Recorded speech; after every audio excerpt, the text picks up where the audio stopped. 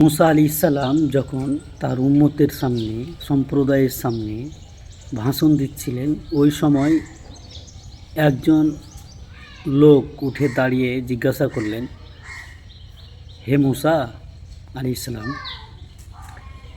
বর্তমানে জ্ঞানী লোককে? মুসা আলাইহিসসালাম তার উত্তরে বললেন যে আমি।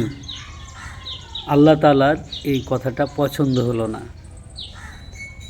পছন্দ না হওয়ায় আল্লাহ বললেন, মুসা, তুমি ইউসা ইবনু নুনকে সাথে নিয়ে নাও আর ভাজা মাছ নিয়ে নাও। ভাজা মাছ যেখানে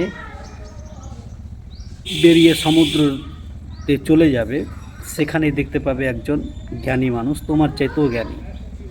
এই গল্প দিয়ে আমি আসলে বোঝাতে চাইলাম যে নিজেকে কখনো জ্ঞানী মনে করবেন না, আর পণ্ডিত মনে করবেন না যে আমি সব জানি।